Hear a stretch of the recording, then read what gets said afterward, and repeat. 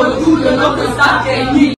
Ensemble, nous voulons notre staff technique. Telles sont là les dernières paroles prononcées par l'ensemble des Lions U17 en voyage au vu de se préparer pour la Coupe du Monde dans leur catégorie. Pour tous ceux qui veulent jouer à la loterie américaine, que vous soyez au bureau, à la maison, peu importe l'endroit, une équipe de professionnels est à votre disposition et prête à se déplacer pour vous. Elle maîtrise les critères de la photo qui éliminent 80% de ceux qui jouent à la loterie américaine. Et toutes les nouvelles conditions ajoutées cette année, peu importe l'endroit où vous vous trouvez, appelez le 681 51 69 43, 681 51 69 43 ou le 691 50 0029, le 691 50 0029. Vous aussi, vous pouvez gagner à la loterie américaine cette année. En effet, cette vidéo devenue virale a visiblement pour fondement la suspension du tonitruant sélectionneur Joseph Brian Doko par la Fédération camerounaise de football avec des motifs qui poussent l'ensemble de l'opinion publique à réfléchir. Mais qui sont ces serpents qui sifflent sur nos têtes?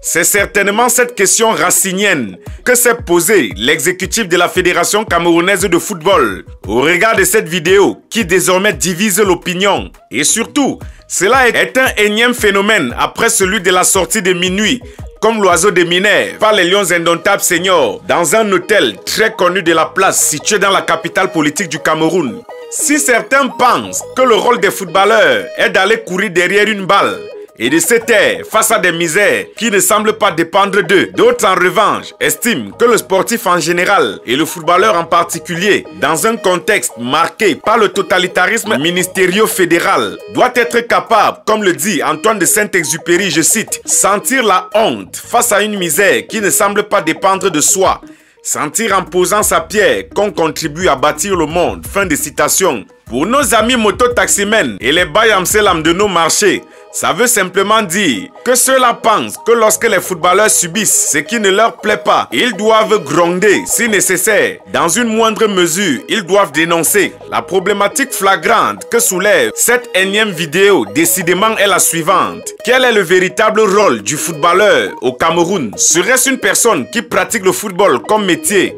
Ou dorénavant, serait-ce quelqu'un qui se sert du football pour parvenir à des fins partisanes? Une chose est sûre, voire certaine, le peuple camerounais observe à distance et en son sein, il y en a qui pensent que c'est l'esprit de Marcus Brissus Ier qui plane sur ses enfants. Et d'autres y voient des traces de manipulation. Toujours est-il qu'il y a probablement des vérités cachées et volontairement dans cette affaire.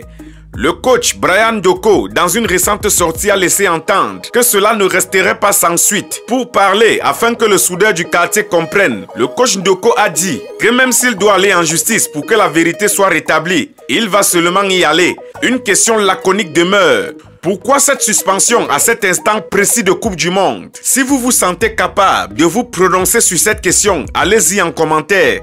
Nous sommes ensemble pour la suite.